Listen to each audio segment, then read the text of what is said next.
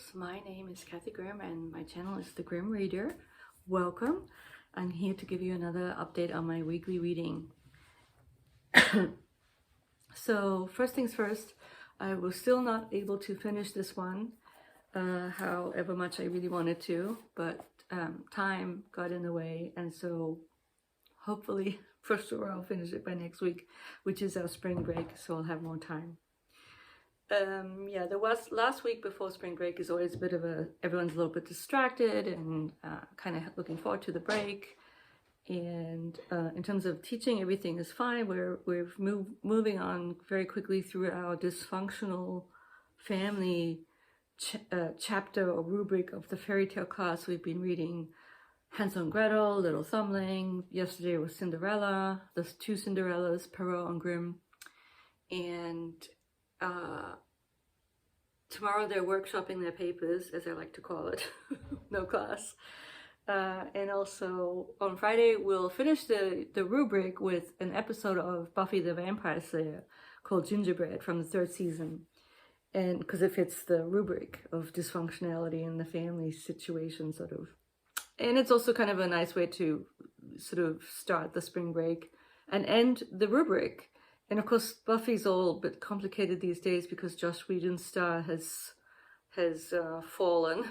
He has had a fall from grace because people have talked about, Charisma Carpenter has talked about the dysfunctionality on set, the toxicness that and I could sort of, it was sort of, he had a really good reputation for a while, and then sort of revelations up from his ex-wife and stuff coming out, and we realized that he's not what he was made out to be. And so it's also interesting to see how Buffy had a different status even in the class. I do teach more or less the same text. I changed things here and there, but with Buffy, I've always kept 1 or 2 episodes in the syllabus. And earlier on, it was closer to when the students may have known about Buffy in a more, not that they actually watched it. I've heard a couple of people who say they watched it on their own, but now it's really just a sort of a past text that is not on their radar in the same way. And so and I do think that it has suffered a little bit in terms of it is a bit dated, and the witty dialogue, which is still pretty good, even that's a little bit, it's changed. I don't know, it's not exactly dated, it's still good, but it is a sort of its time in a certain way. So yeah, that's the Buffy episode is coming up. So in terms of my reading, apologize for dinner making noises in the background. Unfortunately, I wasn't able to finish my little book here, even though it's short and the bookmark keeps falling out. But I promise you I will finish it by next week and have my final thoughts on it then. The Letter to Me by Joseph McElroy, which is very good. It's going to be a 5-star read, but it's just been pushed to the back because of other things and time.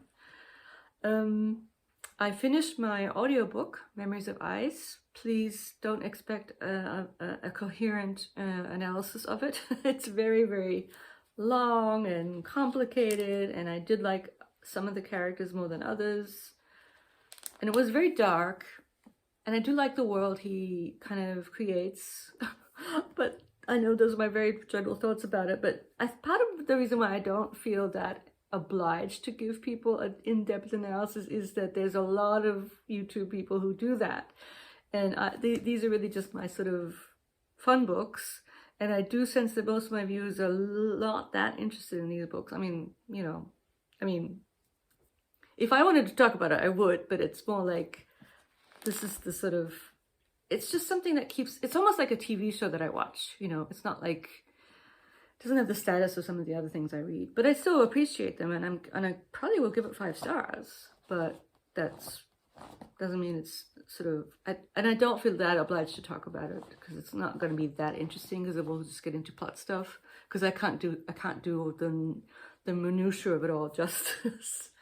I might try a little bit harder with the first chapters of this book, the follow-up, the number 4, and you get these little bricks of books, and I am mainly listening to it. And one thing we have to say is that they've changed the narrator on us, and it takes a bit of getting used to. Anyone who's listening to a series and they change the narrator, you're like, that's not the same voice, and you have to get used to a new voice, and that's a little hard. But I am getting used to it, and he's fine. So the House of Chains. I don't know what these dogs are on the cover, and there's little people there. And it starts out in a more limited way, which makes it slightly easier to summarize. It's almost kind of, it's like even though it's a fantasy novel, it has Western overtones, because it's based on these 3 warriors, and they are a warrior clan or warrior breed. Like they're much taller than humans, and they're very, very vicious and violent, and they drink something called blood oil, which is kind of like a drug that heightens your senses, and so that means that they go doing, they're very violent in all senses of the word. And it seems to be their raison d'etre, their reason for existence, is that they like to fight and win. And we follow around 3 of them, and we get to know them fairly well. And something sad happens to one of them. He basically turns into, they have an altercation with, is it the demon that's stuck under a rock? Or was it something else that happened? I'm not quite sure, but something happens to one of them and he becomes like a wolf, but he's still human. Sad, but it's quite well done. And then the main guy is Karsa. He's going to be a main character in this, I think. But this little sort of this following along with these 3 warriors is kind of a prelude almost to the rest of the book, I think. But because we have a limited cast of characters, it's easier to summarize. And also because, basically it's the adventures of these 3 and their kind of interactions with each other. And I think on chapter 2, I think the others they're either dead, or at least one of them's a wolf person now, and the other one I think is dead. I think so. And now, so it's just Karsa, and he's being taken prisoner. He's met another interesting fellow who's human. And so one thing he always does that you have to kind of wrap your mind around is he always refers to humans as children, because to him they're very puny looking. They're all children to him. Even though, and so you think he's doing all these awful, awful things to children, and then you remember, well, it's still awful. I'm not saying it's not, but that they're just adult humans.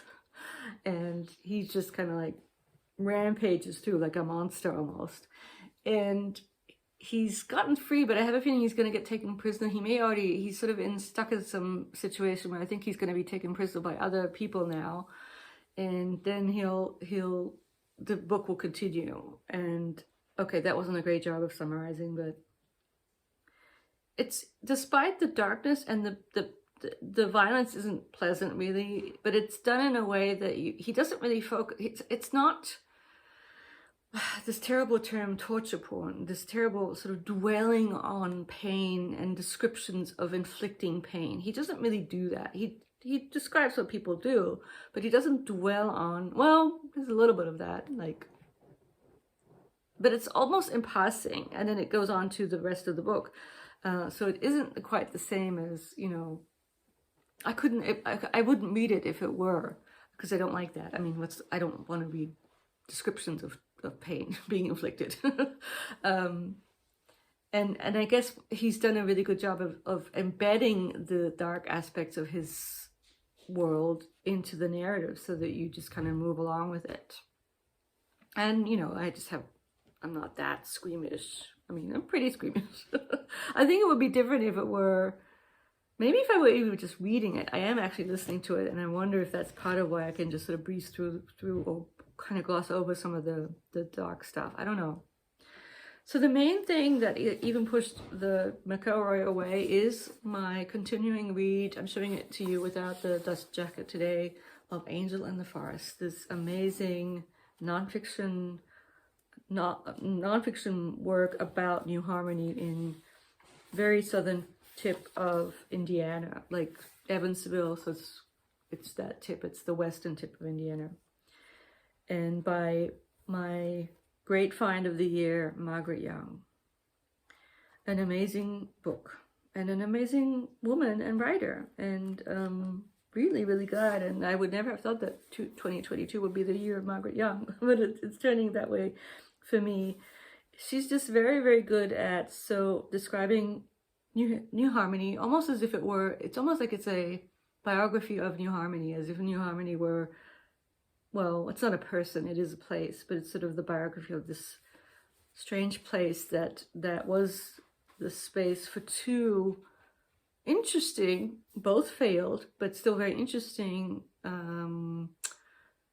experiments in utopian living. And the first one was George Rapp, the German mystic, and she does a kind of nice job of describing him and his family, and she does kind of, so one of the distinguishing factors about the Rappites, as they were called, was that they were celibate, and she does kind of mildly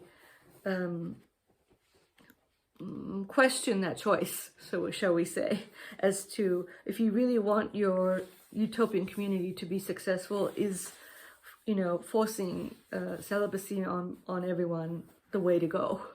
She's sort of, you could see her subtly thinking, well, maybe not. And also just so what happens with Father Rapp is that they move away out of Harmony to a different little town in Pennsylvania. And I'm actually not entirely clear as to what made them leave. It was just some kind of inner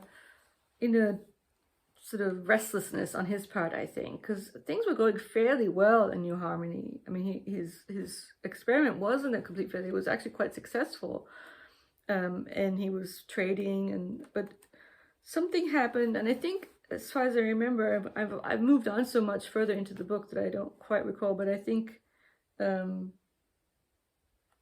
it had to do with probably stuff going on in the area. But then, and she describes them leaving, the exodus of the Rappites from Harmony. I'm looking here at this chapter, but so that's what happens with him. Oh yeah, it says here, when they move, nobody knows for certain what his reasons were. They have been listed over a period of time, however, as fever, ague, unpleasant neighbors, remoteness from business centers, depreciation of state currency, and involvement of property in courts of law. Father Rapp's wish to have new real estate made out in his name, and the possibility that to cease being where one is attests the possibility to cease being what one is.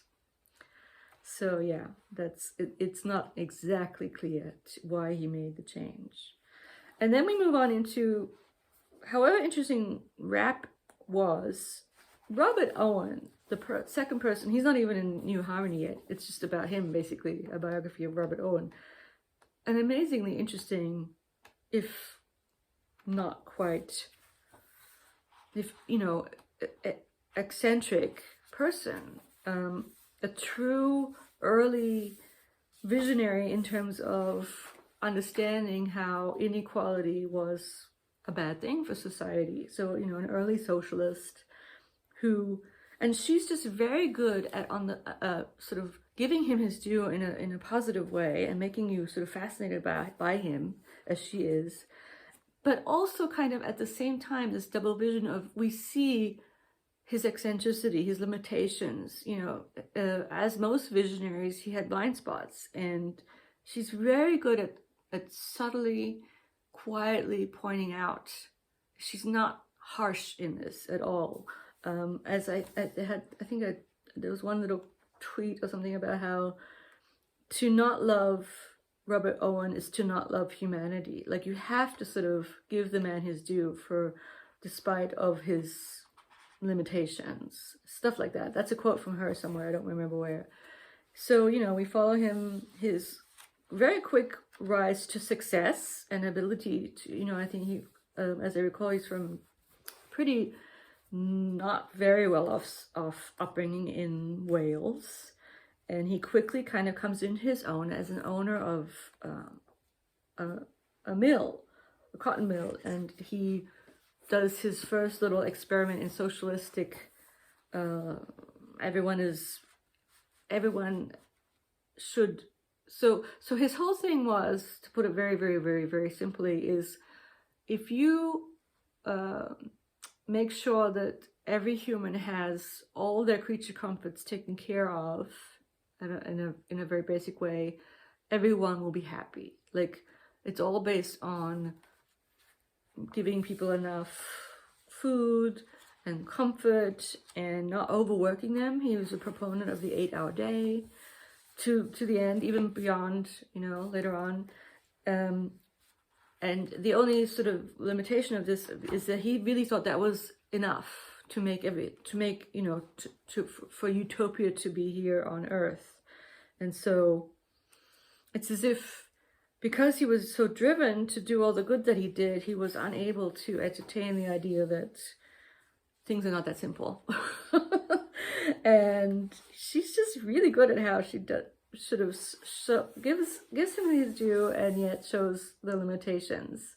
And so, and also you learn a lot about other things. You learn a lot about, because he was so successful and people were interested in the first sort of attempt at this was in his village in Scotland called New Lanark, where he set up a nursery school, a school for the workers' children, and the workers themselves were sort of looked after in a way that and you have to sort of remember how awful the working conditions were for the cotton mill workers in England. They were horrendous. They were, what no one should have to, and still in places today in the world, people have horrendous working conditions, and so that's what he was trying to get rid of. So it's really, really good. I'm going to end this little chat about the book. Oh yeah, so one thing is that all these famous people, heads of state, he does kind of hobnob with them to a certain extent, because he wants to sell them on his ideas. And she does kind of point out that one of the things he just wasn't good at is reading the room. He's very bad at reading the room. He was sort of always popping up with his little written down notes about how he thought things should be, and proclaiming them to everyone who didn't want to hear about them. And so maybe that in a sort of flippant way, that's his main shortcoming, is his inability to read the room. It's kind of a shorthand of what I'm trying to get across here. Now I have a little quote here. Let me see if I can find about that. So I'm going to read you a little example of one thing that he implemented in his factory at New Lanark. A curious device was used to encourage cooperation at New Lanark. No passage underground, no maze, but it achieved a good result. I think that's a reference to New Harmony or the Rappites. A block of wood was hung in front of every worker at his machine, each side a different color, which would announce what had been his conduct during the previous day. Black was bad, blue was average, yellow was good, white was excellent. Each department kept a book of character, the books changing 6 times a year, but permanently preserved in the company archives. The act of setting down the number of color in the book of character, never to be effaced, might be likened, Robert Owen said, to the supposed recording angel marking the good and bad deeds of the poor, disparaged human nature, which was, however, the subject of neither praise nor blame. As time went on, the black and blue gave place to yellow and white, for the character of the people of New Lanark had improved visibly. There was, according to one report, quote, a gradual evolution of his wooden flowers from the satanic to the angelic hue. And she goes on to talk about how, as long as it was sort of this kind of stuff, the people who he needed money from, or his co-investors, were kind of all for it, because, if you have workers who are doing the work they're supposed to be doing, all is well with the world. But the minute his attempts got more radical, and he wanted to pay them better and, just not exploit them to the extent that they do, that a lot of people did back then, because they didn't really see them as anything other than things to make their profits bigger, they were not on board. And so, yeah, and the thing about that is that even that little description, you could sort of already see how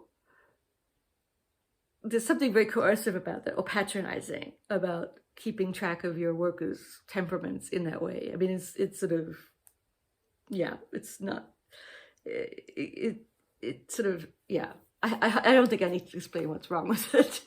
And so, yeah, that's, and it's just so surprising to me that she's such an excellent writer. And there is something about her style. It's very sort of subtle and nuanced and very, very literary. There's sort of quotes of references to many other literary works. Quite often, I think Shakespeare, that I don't always get. But there was just some quote about, some sentence about him attending a banquet, and then, oh, where was it? It was just recently, and then something about the ghost of Banquo in the same sentence. So she'll sort of deliberately make it poetic in that way, and it's absolutely fascinating. And so I'm trying to do 10 pages a day of this, and that's why, because of my busyness and my slowness and the fact that I look things up a lot, and I'm sort of now on 160 of this book. This is the main reason why I haven't been able to finish this book, because of the 10 pages a day. Even if it's not very much for me with all my work and tiredness, it's pushing other things aside. So I hope to, quickly be able to finish that book, and even this book should go fairly quickly, and start a different one fairly soon. And so, yeah, I think we'll end it here and stick the two pieces together. I hope everyone's doing well, and I will talk to you next week. Bye-bye. Thank you all for watching. Bye.